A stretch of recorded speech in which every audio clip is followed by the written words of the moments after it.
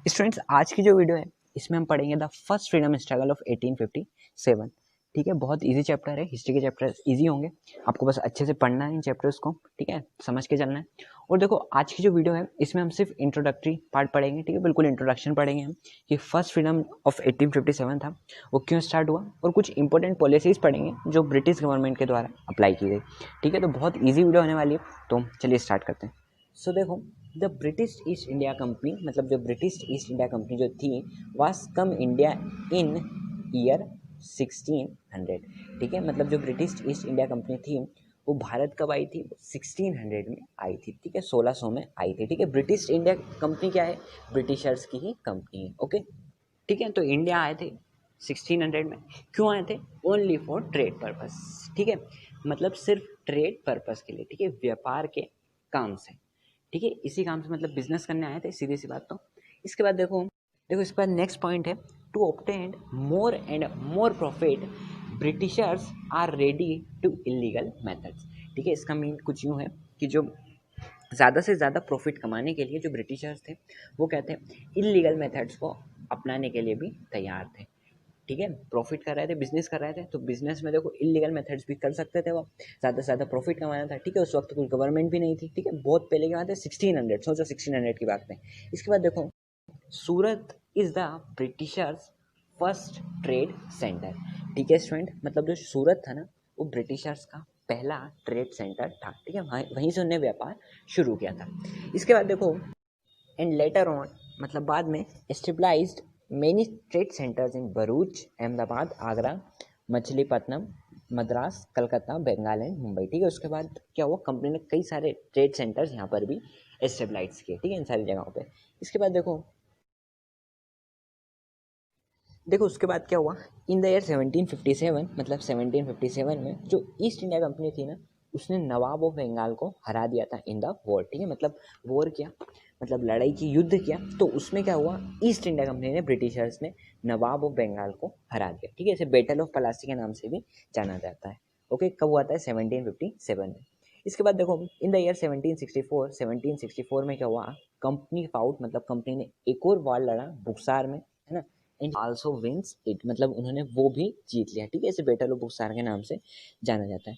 अब देखो स्टूडेंट्स, क्या हुआ, इतने सारे वॉर्स जीत लिए थे ब्रिटिश इंडिया कंपनी ने, और इतने सारे जगहों को क्या ट्रेड सेंटर्स बना लिया था, तो जो ब्रिटिशर्स थे ना, ब्रिस्ट ईस्ट इंडिया कंपनी, उनकी पकड़ इंडिया पे अच्छी हो गई थी। ठीक है ना, और अब जो ब्रिटिशर्स थे ना वो क्या करने लगे थे, वो इंडिया पे राज करने लगे थे। ठीक है, इंडिया को संभालने लगे थे। ठीक है, और इस कारण क्या हुआ, इंडिया ब्रिटिश के अंडर आ गया। ठीक है, ब्रिटिश के अंडर आ गया, मतलब जो इंडिया था उसका उस पर पूरा कंट्रोल किसका हो गया था? ब्रिटिशर्स का। ठीक है, क्योंकि कई सारी जगहों को उन्होंने कैप्चर कर लिया था और उन्होंने वॉर्स भी जीते थे। इसके बाद देखो क्या हुआ, ब्रिटिशर्स ने कुछ पॉलिसीज़ दी। ठीक है, ब्रिटिशर्स ने कुछ पॉलिसीज़ दी जो बहुत अच्छी नहीं थी, ठीक है, बहुत ख़राब थी, जिससे जो इंडियंस थे उन्हें बहुत नुकसान हुआ है। ठीक है, तो देखो पॉलिसीज़ पढ़ते हैं हम।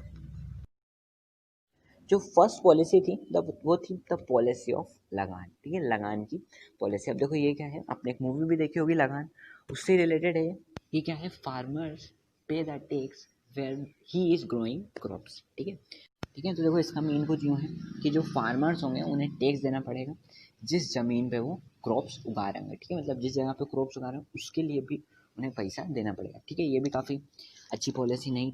Indians were very enjoyed with this policy, मतलब काफ़ी परेशान थे वो इस पॉलिसी के कारण। ठीक है, और आगे चल के ये हट भी गई। ठीक है, ठीक है, अब देखो नेक्स्ट पॉलिसी देखते हैं, है ना, काफ़ी इंपॉर्टेंट है, इस पे से क्वेश्चंस आते हैं 2 to 3 मार्क्स में। तो क्या है वो पॉलिसी है आपका सब्सिडरी अलायंस। ठीक है, देखो ये क्या था, जैसे कि ब्रिटिशर्स थे, उन्होंने इंडिया पर काफ़ी कब्जा कर लिया था, कैप्चर कर लिया था। ठीक है, तो देखो जो ब्रिटिशर्स थे उनका राज इंडिया पे चलने लगा था। ठीक है, तो वो क्या करने लगे थे, कुछ पॉलिसीज एस्टेब्लाइज करने थे। उसी में से एक पॉलिसी ये थी, और काफ़ी इंपॉर्टेंट पॉलिसी थी। ठीक है, ये किसने इंट्रोड्यूस की थी? लॉर्ड वेल्सली के द्वारा। ठीक है, इंट्रोड्यूस बाय लॉर्ड वेल्सली, जो क्या थे, गवर्नर जनरल थे इंडिया के उस वक्त। ठीक है, गवर्नर जनरल थे इंडिया के। क्या पॉलिसी बताई कि Britishers control the native states of India without annexation. ठीक है, मतलब जो ब्रिटिशर्स थे वो कंट्रोल कर सकते हैं कई सारे स्टेट्स पे इंडिया के बिना किसी परेशानी के। ठीक है, कई सारी स्टेट बच गई थी तो उन पे मतलब वो बिना परेशानी के उन पे भी कब्जा कर सकते हैं। ऐसा क्या था, ऐसा एक अलायंस, एक पॉलिसी जो ब्रिटिशर्स थे उन्होंने अप्लाई की थी इंडिया पे। ठीक है, तो इससे भी काफ़ी परेशानी थी इंडियंस को। ठीक है, कई सारे स्टेट जो थे बिना वजह के ब्रिटिशर्स के अंडर आ गए थे।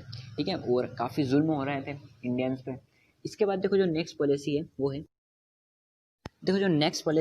वो है डॉक्ट्रिन ऑफ लैप्स पॉलिसी। ठीक है, देखो इस पॉलिसी को पॉलिसी ऑफ डिसोल्यूशन भी कहा जाता है। ठीक है, मतलब तोड़ने वाली पॉलिसी। एक पॉलिसी कैसी थी, तोड़ने वाली पॉलिसी थी।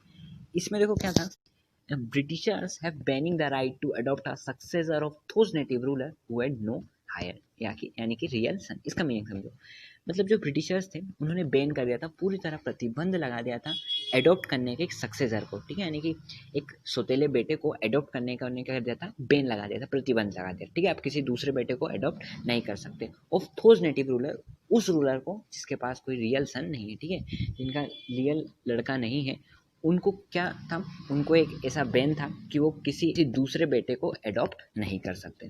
ठीक है, तो यही थी आपकी डॉक्ट्रिन ऑफ लैप्स पॉलिसी। तो 3 पॉलिसीज हो चुकी है और हमने इंट्रोडक्शन स्टार्ट पढ़ लिया है। अब एक बात और समझो, ऐसे ही जुल्म हो रहे थे इंडियंस पे। ठीक है, इतनी सारी पॉलिसीज लगा दी थी, और भी कई सारे हो रहे थे। अगर ब्रिटिशर्स की बात नहीं मानते थे तो मारा करते थे। तो इसके चलते क्या हुआ, इंडियंस ने पहली बार, ठीक है, पहली बार क्या करा, फ्रीडम के लिए आवाज़ उठाई। ठीक है, कब, 1857 में सबसे पहली बार। तो इसीलिए ये क्या हो जाता है, the first freedom struggle of 1857 इसीलिए फेमस है, क्योंकि देखो सबसे पहली बार जो इंडियंस थे उन्होंने सबसे पहली बार 1857 में ही आवाज़ उठाई थी फ्रीडम के लिए, कि हमें फ्रीडम चाहिए। इसीलिए इसे क्या कहते हैं, इस the first freedom struggle of 1857। ठीक है, उससे पहले गुलाम थे, इसके बाद से आवाज़ उठा दी थी और फिर 1947 में जाके आज़ादी मिल गई थी। ठीक है, एक इमीडिएट रीज़न। ठीक है, ये हुआ क्यों, कैसे उठाई थी, ठीक है, 1857 में उठाई थी, कैसे उठाई थी, देखो ये होता है इमीडिएट रीज़न। तो इमीडिएट रीज़न क्या था, ऑन 29 मार्च 1857, मतलब 29 मार्च को 1857 में, ठीक है, बहुत इंपॉर्टेंट है इमीडिएट रीज़न। तो on 29 March 1857 a soldier name, मतलब एक सोल्जर का नाम था, Mangal Pandey, refuse to larded cartridge and shot a British officer in a fit of anger.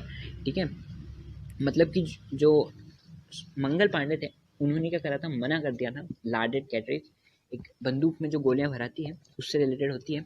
वो क्या होती है, वो गाय, ठीक है, जो गाय की स्किन से होती है ना, उससे वो बनती है। तो उन्होंने मना कर दिया कि उसको मुंह लगा के खुलना पड़ता है, जो लार्डेड कैटरेज होती है उसे मुंह लगा के खुलना पड़ता है। तो जो मंगल पांडे थे ना, उन्होंने मना कर दिया, और गुस्सा भी था उनको, और उनने क्या करा, ब्रिटिश ऑफिसर को शूट कर दिया। ठीक है, ब्रिटिश ऑफिसर को शूट कर दिया सबसे पहले, कोई ना, है ना। और इसी बलिदानी से, इसी जो शहीद हो गए, इसी कारण से ये first freedom struggle of 1857 start हो गया। ठीक है, और कई सारे लोग इसमें हिस्सा लेने लग गए। देखो इसके बाद क्या हुआ मंगल पांडे के साथ, तो मंगल पांडे वाज अरेस्ट कर लिया गया।